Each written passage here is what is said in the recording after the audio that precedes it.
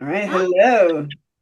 Oh my gosh, it's so nice to meet you in person. How are you? I am doing well. How are you? Doing really, really well. Doing great. I'm so glad we're doing this. Me too. I've been looking forward Yeah. to it. Hey, how are you? Good. I'm so glad to meet you.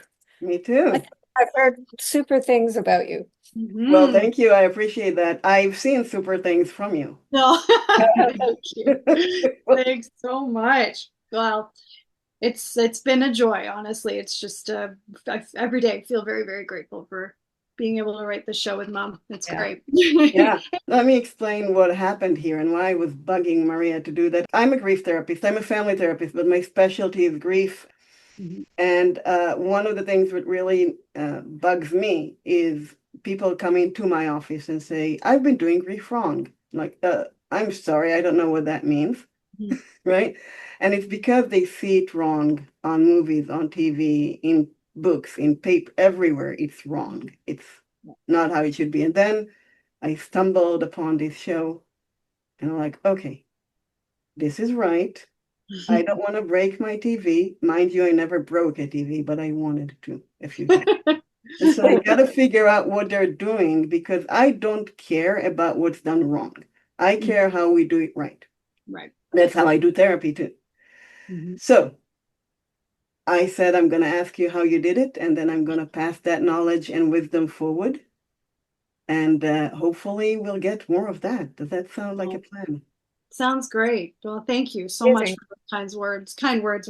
We're so happy that it's being interpreted that way. We that's amazing. We feel very Because lucky. we're certainly not experts at it. We feel our way through it in a way that we feel it ourselves. Mhm. And I know there's rules, and I've done a show before where we actually went through the steps of grief knowingly in the scripts. Mhm. So that it was a young girl in Heartland who lost her husband really when tragically and shouldn't have happened so young. And we did do that, but this show is so different than just going through those steps because I don't think everyone goes through those things in that order ever.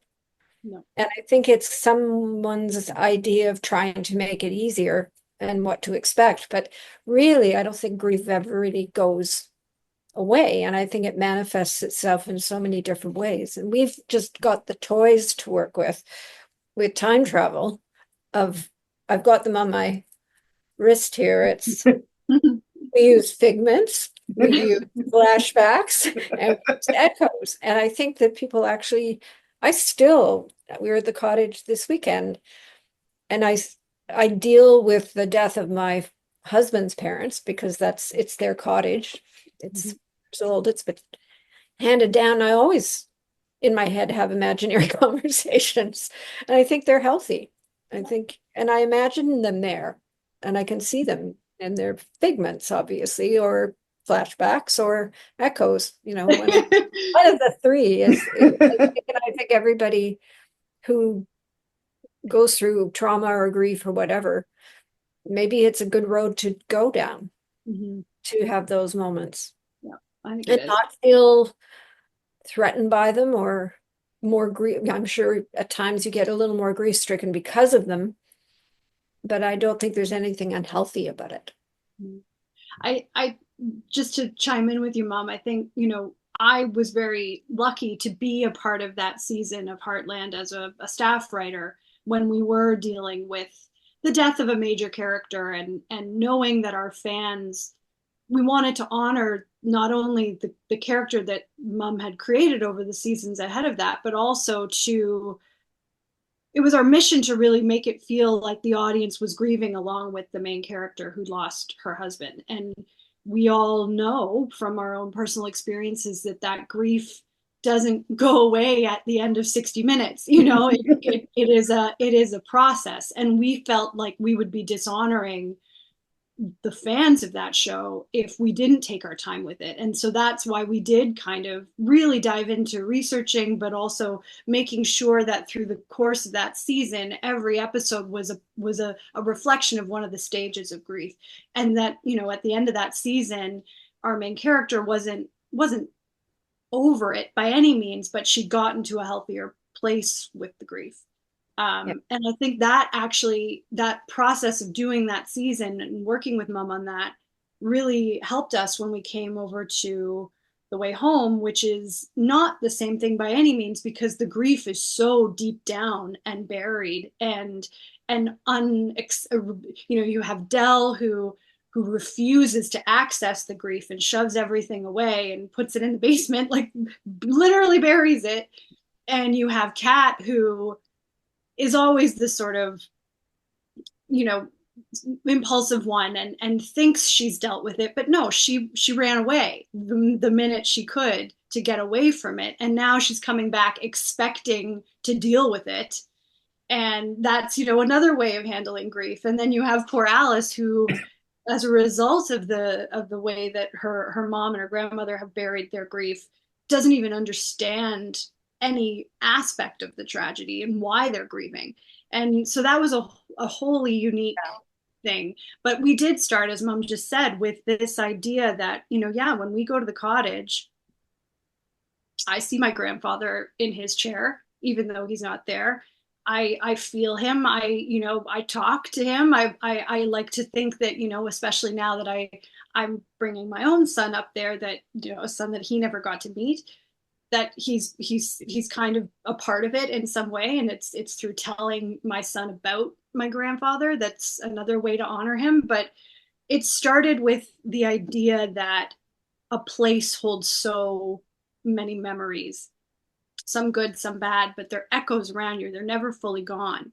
And so the fact that Kat was coming back into this house was conjuring up the memories again.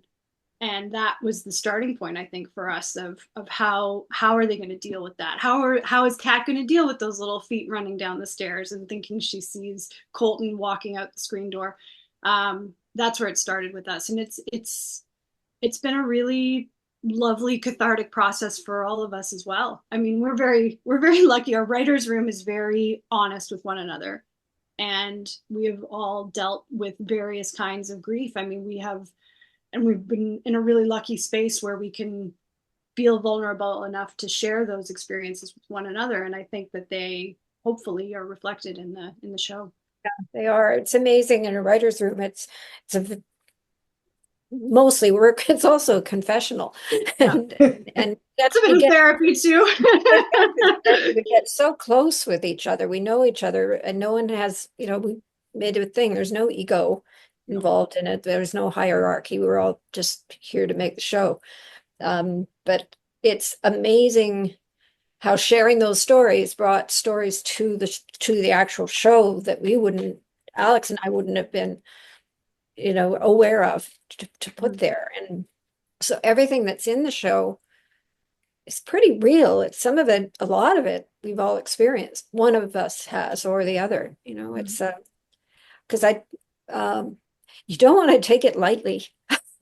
No, it's just, it's not going to solve, we know it's not solving the world's problems, but we don't even try to do that. It's just, we do get a lot of emails. We got a lot on the Heartland show as well, of people saying, I'm so glad you did that in the show, because it really helped me deal. I couldn't have gotten through this year without this show. And it's really, heartbreaking to read some of the letters, and you don't really know you're reaching people until that happens. And it just goes out there, you just get it out there and you hope it's okay. So can I drop a bomb? Please. Most of the people who deal with grief day in, day out in the therapy room don't do stages at all. Right. We think the stages are now considered out. Sorry. I'm sorry. No, I think that's great. I think that's fabulous, because there's no rhyme or reason. Yeah. Right. And so you the first indication I had this was going to be good was you kind of skipped the stages. Mm-hmm. And I was wondering if that was intentional. If you said, okay, everybody's doing stages and then it ends after 60 minutes or 120 minutes, and let's not do that. Mm-hmm. Well, we'd done it. Yeah. And I wanted this show to be, we both wanted this show to be well, it's such a different show because we Right. are able to see the ghosts from the past and interact with them because of the time travel. So it's a totally, and it just felt deeper. Right. And obviously the fans of Heartland haven't gone through the stages either because the most Instagram, Facebook things are still I love Amy and Ty. They didn't die, so they forget the stages. Yeah. They just don't want him to be gone. They want him back, and so they go back and they watch all the shows that he's in, so that they don't have to face it that he I think wanted that to show. this was so This is acutely a show. different because of the fact that it was something that happened so many years before. And so, it's not going to be this clean follow the steps. Those steps were never followed rather. And that coming into this house, coming into meeting these women, they did the exact opposite of what, the rules are, the stages are. And so that was because that's where you're starting. Yeah, I think all the rules go out the window. And what we found was the most authentic approach was when it caught them unawares and coming face to face with either a confrontation from one character to another, bringing up a name that the other person didn't want to hear, or Kat loves her confrontation and making people not go to the places they don't want to go, and but also confronting the memories themselves by just purely being in those spaces.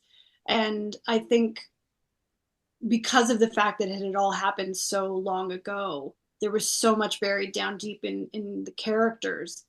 We just had to figure out what each character kind of represented. I think that's kind of where we started in our season one. Correct me if I'm wrong, Mom, but we really, really felt like, and it changes every year. Every season is different. We always do kind of have one of these women represent past, present, or future. And in our first season, Dell was very much rooted in looking forward. Like, I don't want to look back. Everything is done. I'm me now, social. I have charities. I have all this. That's my life.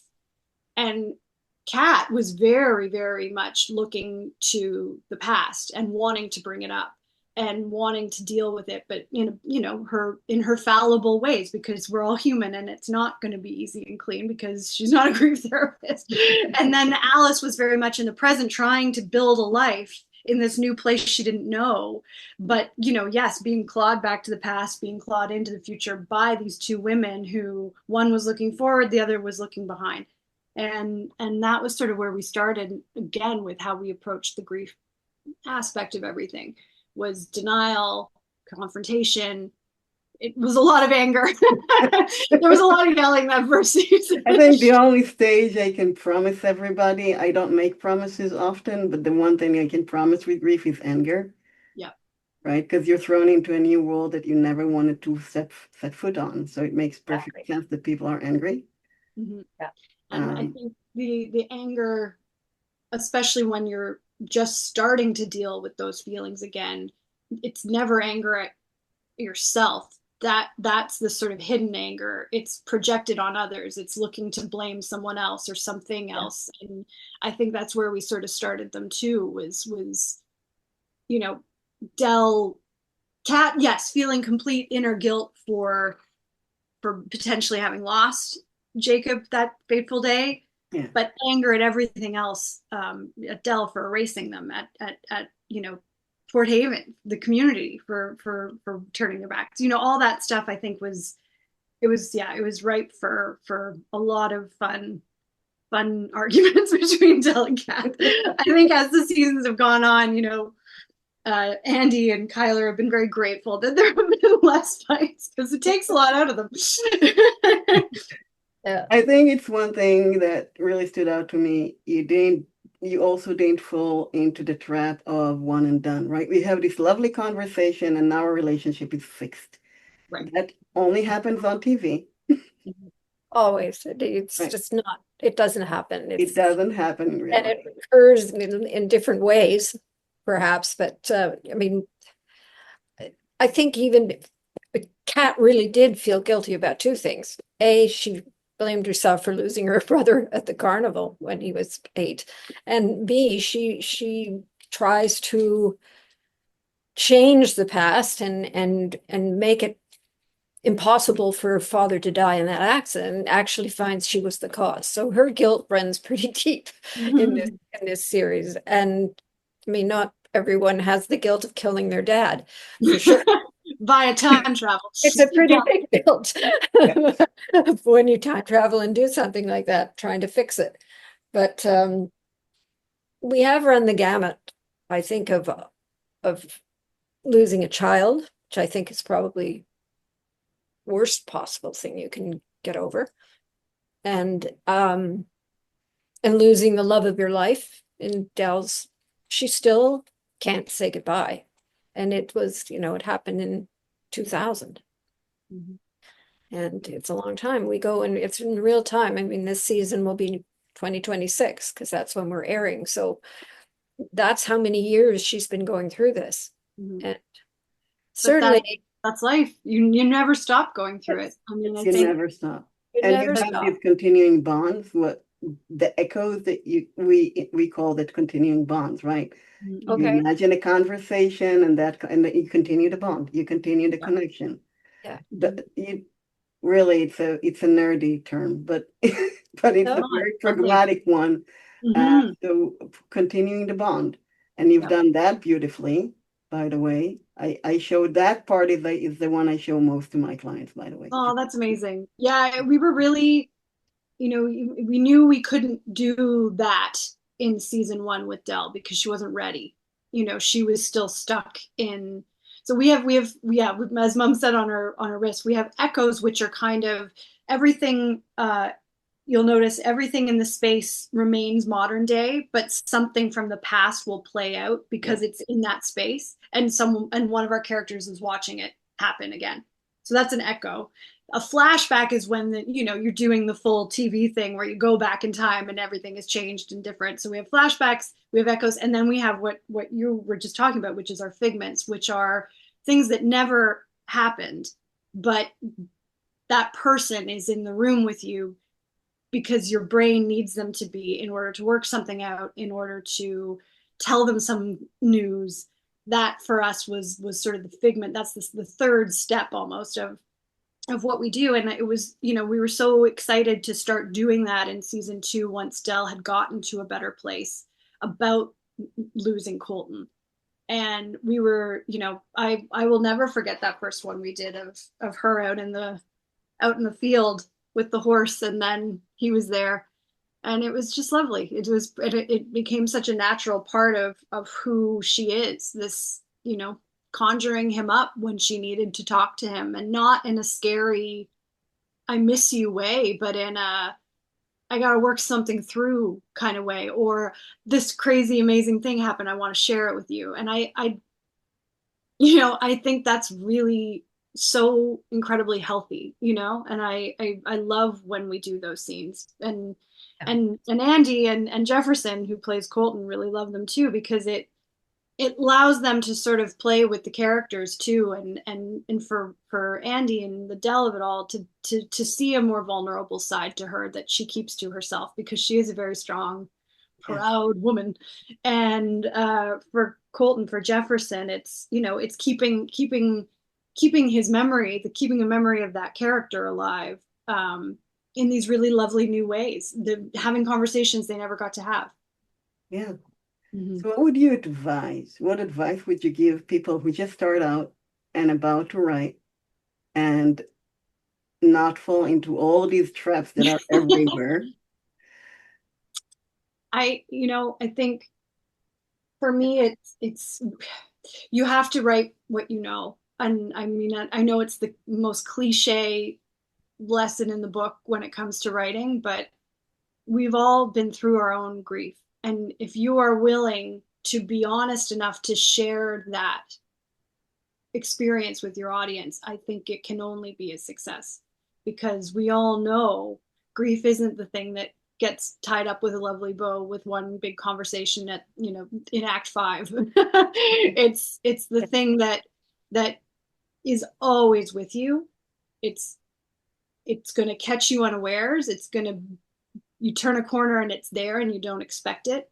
And the road to healing is just how you deal with those moments and how you turn that sad into something that's a little more healthy and a little more cherishing versus missing. Mhm. Yeah. Yeah, I think so. And there's so many different types of grief. Mm-hmm. It's just, you can't put it in a box. Mm-hmm. It's Yeah. And it Yeah. differs as we move through life. Yeah, as you it affects you too, no matter, in different ways, depending on how old you are as well. I Yeah. think, and that's why our three women are such wonderful representations of the age groups and the generations. Yeah, And that's a really good point. and generational grief is very different for one generation than another. Like Mhm. it just, Dell would, that was a typical way of dealing with it. Mhm. She had two horrendous traumatic things happen to her within a year.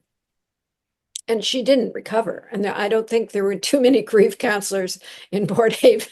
Except for the one Colton was going And to. I wasn't there. Why didn't he tell her?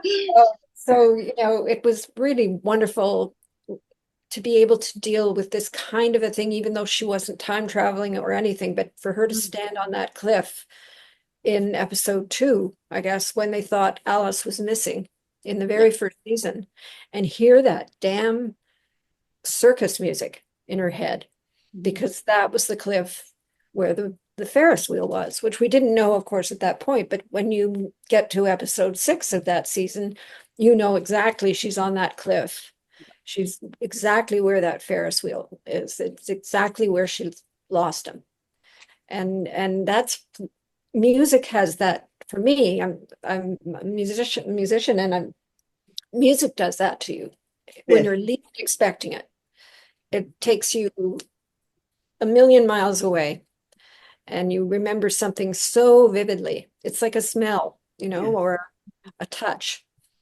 It's yeah, and I think we capture those moments really well because the show allows us to. We have that wonderful opportunity to work on a show that's not normal. It isn't normal. It's not your typical television show. I can tell you, writing it is so difficult compared to other shows. But it's also very freeing, because you can do things that other people might say, really? Echoes, figments? That's okay, sure. But it works, and it works on so many levels because you get to see inside people's heads. It's not just, and really the actors I mean, I don't think our show would be anything without our cast, quite honestly, because I think it's our cast that is so believable and so true and real that it allows people to go with it. Yeah. They Well, if I don't. start talking about your cast, I won't end till tomorrow. So Oh, I won't finish. talk They away, do because wonderful. They they do a are wonderful incredible. job. Yeah. And being authentic and on a time travel show, which the time travel idea is not really very authentic in life. So being authentic in, I don't know a time traveler myself. Maybe you do, but maybe we do. maybe you do, right? Maybe they didn't tell us. You never know. But no. being authentic on a time travel show is unique and special, and being able to say you wrote it, but being able to authentically say, I don't know how to be a husband or a dad anymore. Yeah. That's something I hear a lot. And first of all, kudos for capturing that and writing it. But being able to say it in a way that's believable, that's not overly or under dramatic is beautiful. Oh, thank you. And all the tiny little gestures each of them has. Like Kyler is the queen of small gestures, right? Yeah. Totally. That always gets me. So before I go all the way to tomorrow, I'm going to stop here, but I am going to ask you, let's go the other way. I'm taking this to colleagues, and some of them are friends. And I'm trying to teach how to use stuff like that in the room. So if you could tell us what is the best thing for us to do with what you create, what would you like us to do with it? Watch it all. No, I don't know. Well, no, I think watch the show, because if whatever type of grief someone is going through, I believed it does help. And I think people will get different things. Well, everybody has such different experiences that, of course, they're going to get different reactions and different forms of peace. I don't know whether that's the right word, but just seeing something in the show that resonates with them, that they've gone through, and maybe I could try that. Maybe I could help. I think we're in a very unique position because of the fact that we do have 3 generations of women going through, the same situation, the same tragedy, and seeing the different ways they deal. I think as a result of that, we offer a breadth of examples of what to do and what not to do. I think one of the things that really was a huge light and a very important aspect of our season 1 in particular was Colton's grief therapy sessions, and seeing that particular generation, and specifically men of that particular generation, actually being vulnerable. And I know, in writing that and conferring with Jefferson, and it was incredibly important to all of us that was very real. And also, we were really hoping that would be something that we could kind of put out there and kind of give as a window into maybe what you could do. And it's okay to do that. And it's okay if you're a man to do that. Exactly.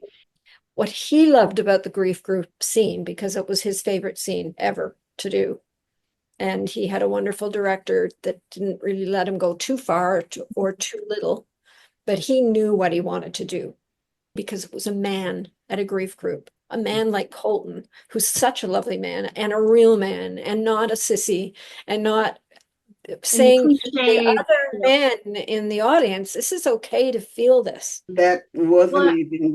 He tweeted about it after. I did, and he did, and a bunch of other people did. And we should echo that a lot. No, it was a very important moment for us, and I'm so glad we got to do it. I'm so glad we did it, as simply and purely as we did. It's so easy to go overboard with these things, but to Mom's point, I think our director Norma Bailey and Jefferson, and they held back in all the right ways. And no, I think that's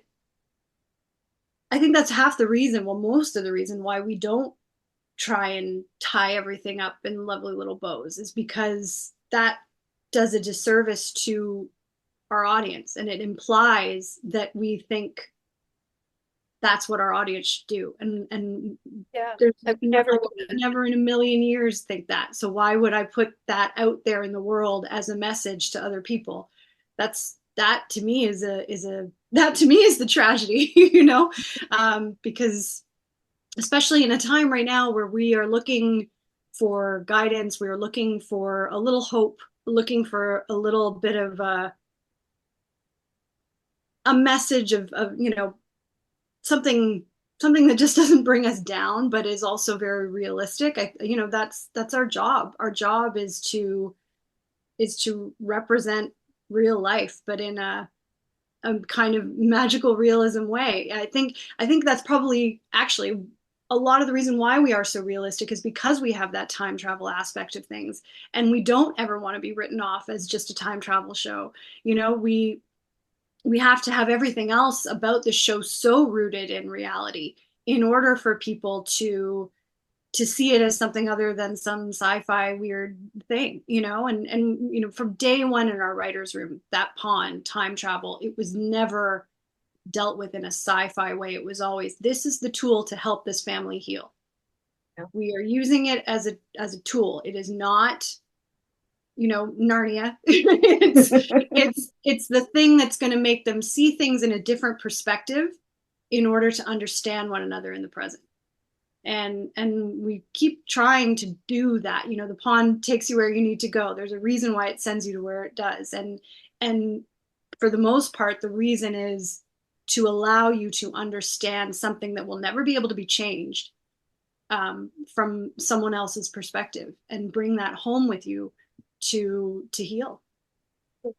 And I think that's the hardest part for anyone who's dealing with it on a daily basis, and being a counselor, is that it's never going to change. That's the thing. You can't change it, but you can understand it. Mm-hmm. And now beautifully. That's how I define hope. You see hope behind me on my wall. Mm-hmm. And it's because that's the first question I ask every client. What is your best hope from coming to see me? And it's because I can change the circumstance. I can change the world. I cannot change the grief. But I can be okay with it. Mm-hmm. I can become okay again in a different way. Mm-hmm. So that's what we need to change, not the circumstance. No. So. And we all know it's so much easier said than done. And I think that's one of the fascinating parts about the show, is that you do see our characters continually struggle, even if they think they're okay, even if they're, they've made amends, they've said what they need to say. It's always going to catch you unawares at some point. It's always going to present a challenge, but that challenge will become less and less and less. And yeah, it's a really fascinating, heartbreaking road. But yeah, I think our show is a very interesting thing. There's a lot of weird, I'm a firm believer in signs and in things sort of being meant to be, and that constantly happens with our show. And when we're filming it, even ahead of even starting filming, there were all these little signs from the universe that was showing us that, like, this is good, you're on the right path, just keep going. It's hard, but you're making something interesting here. And I remember even in that first season, kind of being on set with everyone, and Kyler and Andy and Sadie, and just kind of looking at each other, kind of going, do we think this is going to be okay? Like, I think it's good. I'm not sure. Yeah. And it was such a fun little unique bubble that first season, for sure. But it's moments like that for sure that just reaffirm that we are on the right road with it, and we just got to keep being honest, keep being real, because the minute you break a rule with the pond, or the minute you break a rule when it comes to real life and how you deal with grief, we've lost people, and we don't ever want to lose people. Just one person, I'll say you are doing it right. Oh, thank you. One That's person. So kind. That's so kind. Thank you. No, it's more than kind too. It's just it's lovely to have someone say that. It's because we are in a bubble ourselves, and you don't know when you put it out there if it's doing any good. And it's lovely to hear from someone who does it for a living, that and obviously does it so well. I hope. I just hope as much that you are speaking to us. It's amazing. Thank you. I want to thank you for giving me about 50% of every presentation I make. It makes my life so much easier. You're more than well. Thank you so much. This was so lovely to finally chat after so long. And we just also want to say thank you for all of your support. It it doesn't go unnoticed by anyone on this cast, or I'm gonna get misty now, Mom. No, I've been fighting our interview. We're that very is great, because we're all in different states at all times of grief. Yeah, I think whether it's something really, really personal, or something you see in the news, or life changing as you age and all that stuff. It's just hits you every once in a while, and you're not prepared. And I'm just happy that we're making a difference. I hope. You are. For my clients, for sure, but I'm pretty sure some of my colleagues are going to start copy pasting that. Well, Yeah. It's This hard because we're certainly no experts. We're just going with our gut. could Yeah. have fooled me. I would rather have people go with their gut if that's the result. Wow. Thank you. Yeah. Thank you very, very much. So, Maria, you're on vacation day, so I'm gonna send you. Such a lovely, lovely conversation. Opportunity I have to spend any kind of time with Alex and Heather is a very welcome thing and does not feel like work for me, truly. No. Beautiful. They both know how much I adore them and love them, and I'm just so grateful to be a small part of the show. Oh, you're the best, Maria. We love you too. Oh, thank I'm you. just day one. It's a great I team. really appreciate your time and everything that you've done, and your Thank you. Well, hopefully, why don't we set a date to talk once once season 4 is on? That would be amazing. Yeah. There's more grief to Well, come. there's more to come. No spoilers, though. We're not allowed. Maria, thank you for setting this up. Yes, Maria. Okay, Thank you really so thank much. you for your patience in getting here. Yes. No. Yeah. Absolutely. Thank you. Thank you. Thank you. And Yeah. yes, we'll set up a date to do it again. I I would would love love that. that. Have All a right. lovely weekend. Thank you You too. so It's much so for lovely to this. meet you Bye, finally. everyone. Thank you.